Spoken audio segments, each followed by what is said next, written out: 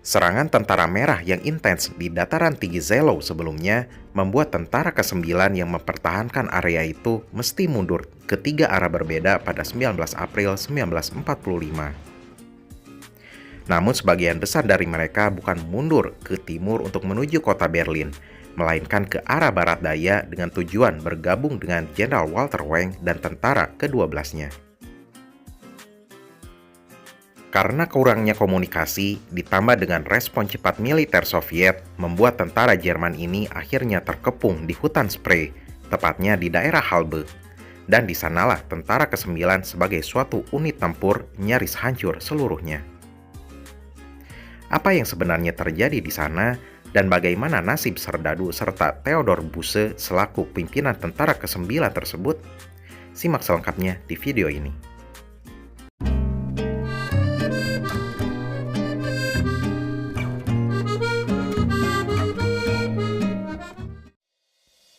Ada beberapa majalah dan buku yang menjadi referensi video ini, baik yang berbahasa Jerman maupun berbahasa Inggris.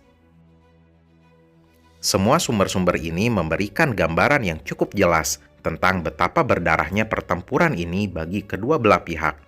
Namun kurang mendapat perhatian karena lokasinya yang tak berada di kota Berlin, di mana pertempuran di jalanan dengan tujuan utama gedung Reichstag dan bunker Hitler sedang terjadi. Dalam majalah Clausewitz, Profesor Dr. Michael Epkenhans menulis artikel dengan judul besar Todeswald atau Hutan Kematian yang merujuk pada lokasi pengepungan ini yang terjadi di area hutan Spree. Sedangkan tulisan di bawah bila diartikan adalah pertempuran paling berdarah pada babak akhir Perang Dunia Kedua adalah pengepungan di Halbe. Puluhan ribu tentara dari kedua belah pihak dan juga warga sipil mati dengan sia-sia di sana. Seperti yang diketahui dan telah dijelaskan di video sebelumnya tentang pertempuran di dataran tinggi Zelo, tentara ke-9 pimpinan General der Infanterie Theodor Busse terpaksa mundur dari dataran tinggi tersebut setelah bertahan dari serangan tanpa henti Soviet selama kurang lebih 3 hari lamanya. Karena begitu masif dan cepatnya gerak maju tentara merah, tentara Jerman ini terpaksa terpisah dan mengambil 3 rute yang berbeda-beda. Korps tentara ke-101 bergerak ke utara Berlin yang masih dikuasai oleh tentara Panzer ketiga pimpinan Manteuffel. Lalu Korps Panzer ke-56 yang dipimpin oleh Helmut Weidling berhasil mundur terus ke arah barat dan sampai di Berlin. Sementara sebagian besar tentara ke-9 bergerak ke barat daya ke daerah Halbe.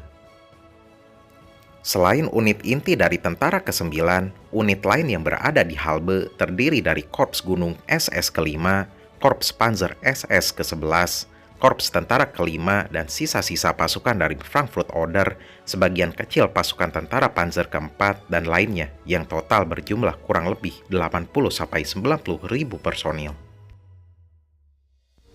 Awalnya, strategi Hitler adalah menempatkan tentara ke-9 di kota Cottbus dan bersama grup tentara tengah pimpinan General Feldmarschall Ferdinand Schörner akan memotong pasukan Ukraina pertama pimpinan Konev, lalu diikuti oleh serangan tentara ketiganya Manteuffel dan grup tentara Steiner di utara. Namun karena pasukan Steiner urung untuk menyerang, ditambah dengan situasi di semua front sekitar Berlin yang sangat dikuasai oleh Soviet, rencana Hitler yang tak realistis itu akhirnya gagal terwujud. Sulit bagi pasukan Jerman yang sangat kekurangan personil, amunisi, dan persenjataan untuk bermanuver melawan musuh yang jumlahnya jauh lebih banyak dalam banyak hal. Rasio perbedaannya bisa mencapai 1:8 atau bahkan lebih. Dengan demikian, tentara ke-9 lalu diperintahkan untuk terus mundur dan bergabung dengan tentara ke-12 pimpinan Jenderal Walter Wenck pada tanggal 25 April. Perlu diketahui bahwa hampir semua komandan Jerman di luar Berlin tak berniat untuk melindungi Berlin dan bertempur mati-matian di sana. Mereka lebih memilih mengevakuasi sebanyak mungkin tentara dan warga sipil dari cengkraman Soviet dan menyerahkan diri ke tentara sekutu. Heinrich, Wenck, Busse, dan Manteuffel berkomunikasi secara rahasia agar proses evakuasi berjalan lancar dan tanpa diketahui oleh Hitler dan pasukan loyalisnya. Mereka khawatir bila sampai Hitler tahu bahwa rencana evakuasi ini yang sudah pasti berlawanan dengan keinginan sang Führer, maka keselamatan mereka akan terancam. Pasukan SS dan juga polisi militer yang masih setia pada Hitler pasti akan menangkap dan mengeksekusi siapapun yang membelot.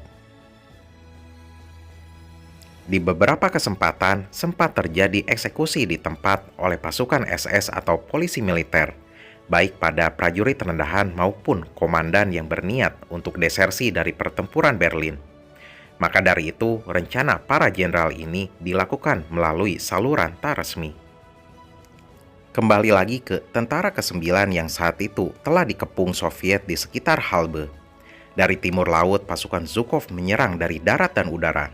Sedangkan dari timur dan selatan, pasukan Ivan Konev juga sama-sama menggempur tentara ke-9. Dalam pengepungan ini, ada kira-kira 90 ribuan tentara ke-9 dan juga 280 ribuan tentara Soviet yang terlibat baku hantam. Sembari bertahan dari serangan, Busse dan pasukannya yang telah letih terus berupaya untuk mencari celah untuk menembus kepungan Soviet dan mencapai wilayah yang masih dikuasai oleh Walter Wenck. Pada percobaan ketiga di tanggal 28 April, upaya mereka akhirnya membuahkan hasil. Ada celah sempit yang bisa dilalui dan perlawanan Soviet di sepanjang celah itu bisa diatasi walau dengan korban jiwa yang begitu banyak. Kurang lebih 30 tentara dan 5.000 pengungsi akhirnya sampai di garis pertahanan tentara ke-12 di Belitz pada tanggal 1 Mei 1945. Sementara pasukan yang tertinggal di belakang terus dikepung dan diserang pasukan Konev hingga akhirnya mereka tewas atau menyerahkan diri.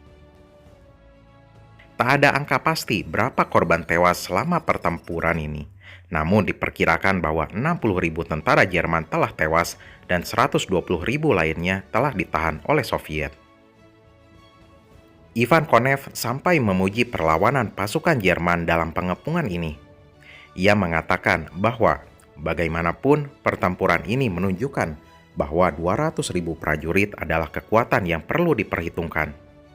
Mereka bertempur dengan berani tanpa menghiraukan korban jiwa yang diderita. Bahkan sampai di hari-hari terakhir, mereka tetap menyulitkan kami. Kerugian yang sangat besar ini menyebabkan tentara ke-9 sudah tidak bisa lagi dianggap sebagai unit tempur yang efektif lagi. Bersama dengan tentara ke-12, mereka akhirnya menyerahkan diri ke pasukan Amerika di Tangermünde di awal Mei 1945. Di hutan Spree, kini terdapat sebuah kompleks pemakaman perang terbesar di Jerman. Sekitar 24.000 orang yang tewas selama pengepungan dikubur di sini. Pengepungan Halbe adalah salah satu episode paling penting dan memilukan dalam babak akhir Perang Dunia Kedua. Hanya sedikit yang beruntung bisa lolos dari maut atau terhindar menjadi tawanan Soviet. Orang yang tak beruntung itu salah satunya adalah Matthias Klein-Heisterkamp, seorang jenderal SS yang juga komandan Korps Panzer SS ke-11 yang ikut bertempur di Halbe. Ia akhirnya terkepung dan tertangkap oleh Soviet, lalu memutuskan untuk bunuh diri di tanggal 29 April. Terima kasih telah menonton video ini sampai habis. Masih ada beberapa video lain lagi yang akan rilis mengenai Battle of Berlin ini. Pantengin terus channel ini dan tonton juga ratusan video pojok sejarah lainnya. Terima kasih dan sampai jumpa lagi.